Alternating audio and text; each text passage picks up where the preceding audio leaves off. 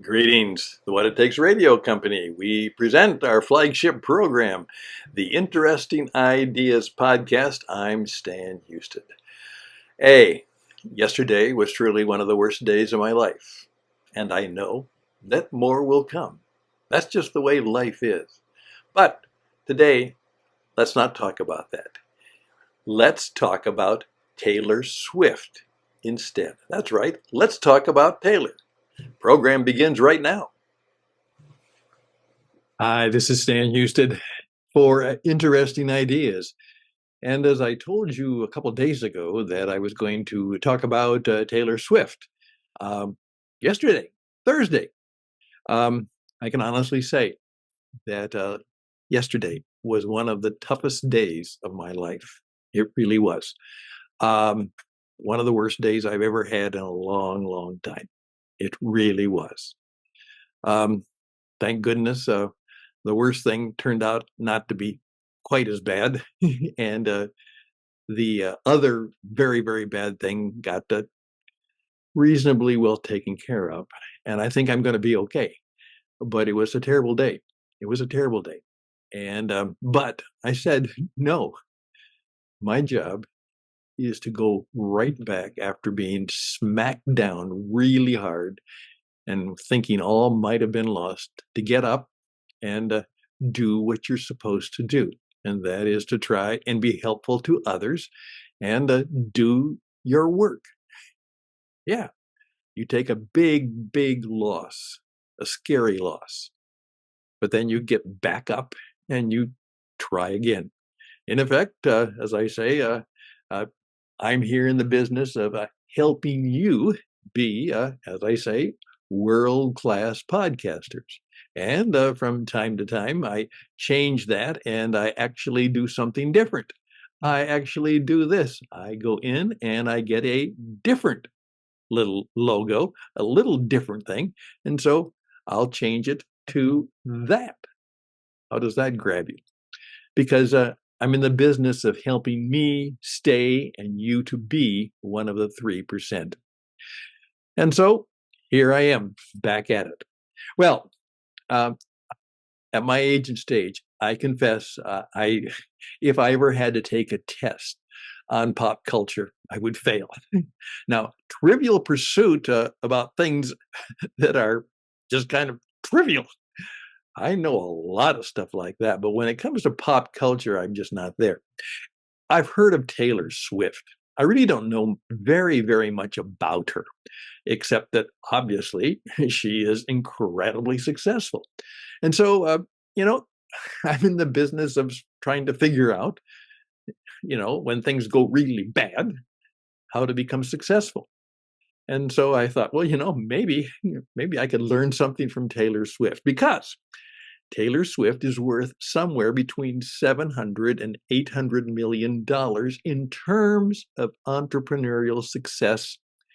And that's very rare air. If I had $700 million, one of my problems would go away. Most of yours would too, or at least a few of them would go away. But there's this, as ESPN's Wright Thompson once told me, Swift might be the most incredible person in American life. And as Thompson said, she experienced global nuclear success at a young age. And she's continued to be incredibly successful. Yet she's never had that teen star meltdown. Her success is amazing, but even more incredible is that she's mature, she's well-rounded, and she's happy. And that accomplishment is truly staggering.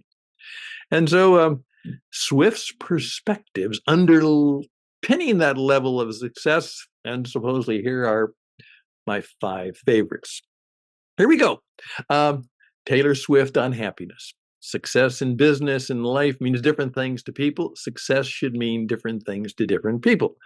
Whether or not you feel successful depends on how you define success and one of the trade-offs for success. Yes, because for every success, there is a trade-off.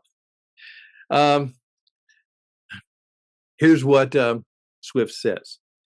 I really have this high priority on happiness and finding something to be happy about. My ultimate goal is to be happy most of the time. And in effect, she is fundamentally trying to be happy and figure out what that means. So ask yourself if you're happy. If you are, you're successful. The happier you are, the more successful you are. And if you aren't happy, it's time to make some changes because you're not successful. Um, Taylor Swift on kindness. Um, yeah, no matter what happens in life, be good to people. Being good to people is a wonderful legacy to leave. You can choose to include rather than exclude. You can choose to build people up rather than tear them down.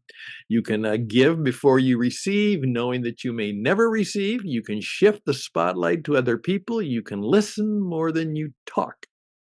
Start being nicer, not because you're expected to, but simply because you can. Um, there you go.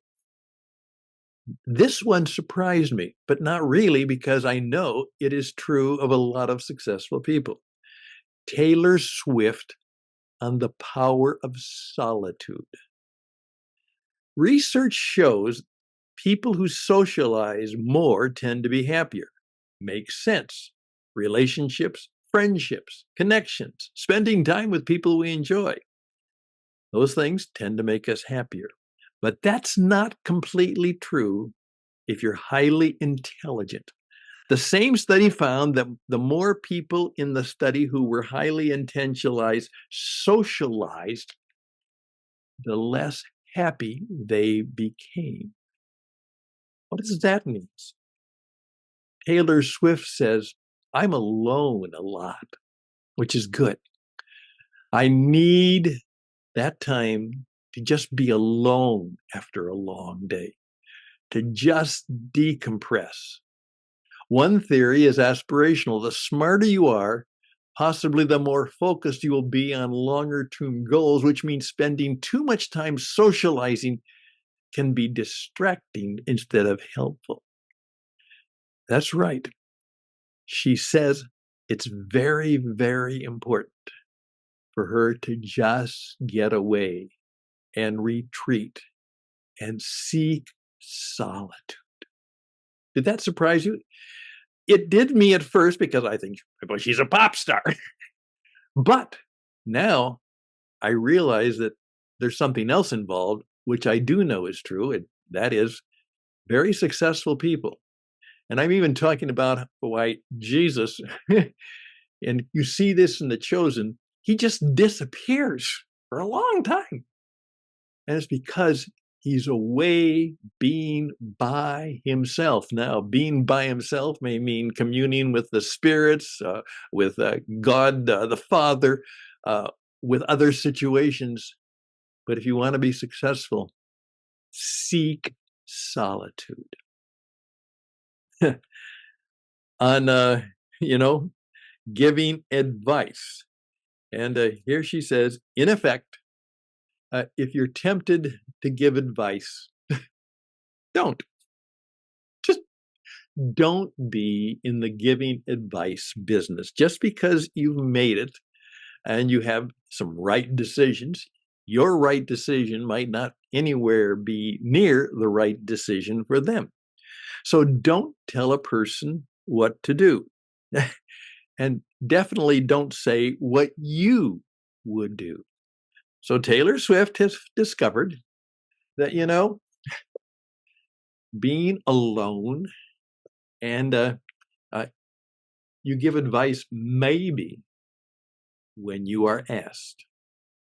And she also follows one of my rules, which says that many times when she's asked a question or she's asked for advice, she just simply says, I don't know. I don't know for you. I'm not even sure I would know for me, but I don't know for you. Then setting goals. Um, Here's where obviously this might be coming. Um, Now listen to this. While nearly everyone has major goal they want to achieve, well, they want to achieve.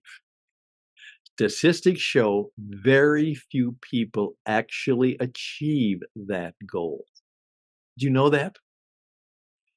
Um, every day, and this is where I am blessed, I run into people all over the world who are doing jobs that they didn't want to do. Now, they may be very happy right now in life, but you know, as I saw, I mean, he was a good man, but he was somewhat, he's a man in his late 50s, and he was working the checkout counter at Costco. Well, that's good, but I know that when he was 15 or 25 or 35, that wasn't his goal, and I don't know what happened, but I give him credit. He gets back up and he gets into it and he makes a living. But the world is full of people who didn't achieve their goals and maybe even didn't achieve their goal, but they deal with the day and good for them. Here's what she said. In part, that's because she says most of our limits are self-imposed. We can always do more than we think.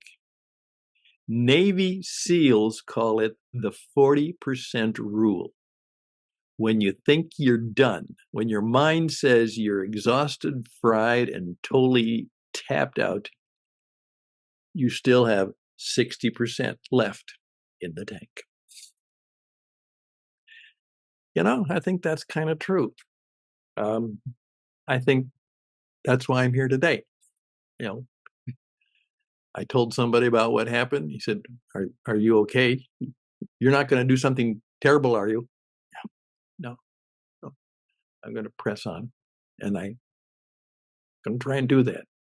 Um, but the idea of actually, doing more than you think you can, um, is a good thing to understand. And as Taylor points out, she says, none of those young'uns who want to be like me, I can guarantee you that there's very few of them who ever want to work as hard as I worked.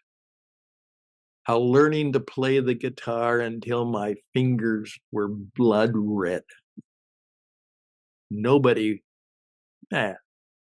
very few buddies or bodies would be willing to work as hard as I worked since I was very, very young and still am. What's the key to success? Taylor Swift will say, you find what you love to do and then you work really hard at it. And when you think you're done, you've done everything you can, you keep going. You've got 60% left in the tank. Keep going. Well, there we go, my friends. The new year's before me. As many of you may know, I actually begin my new year during the season in the fall, where I celebrate it with the Jewish New Year of Rosh Hashanah and Yom Kippur. I find that, fireworks on January 1st just scare the dog. And basically, I want to get to bed early so I can start January 2nd well rested and sober and maybe happy and with a little more energy. So I'm looking forward, even after one of the worst days of my life, that 24 will be a far better year. And I've already taken some significant steps to make that happen and to overcome the very severe challenges that came to me just yesterday. Best and blessings to us all, and to God bless us all, everyone. And I can tell you this, after that terrible day, I still sat down and I knew that I had to do this. I had to say, thank you, God, for the good things that I do have. And I did that. So, seek to be a blessing to others, and that may be one of the best ways to get one right back at you. I'm Stan Husted. I hope these have been helpful, interesting ideas, which I borrowed from somebody else, but I shared them with you. And oftentimes that's all I do is just simply share my own learnings from others with you. And I'd love to hear from you. Maybe I could be of help to you. I think I could. There's a number of things I can help you do, like being one of the 3% and learning how to be on the radio and perhaps how to be a world-class business performance coach, because I'm pretty good at that. But if I can be helpful to you as you start 24, don't have resolutions, but really have some strong aspirations. Yeah. Think of them that way. Not something you have to do, but something you truly aspire to do. Best and blessings to you. I might be back before 24 comes, but I don't know yet. But I'll be doing well. And I trust you will have a blessed start to 2024, which will be a challenging year, no doubt. All the best. Till next time, whenever that is, bye for now.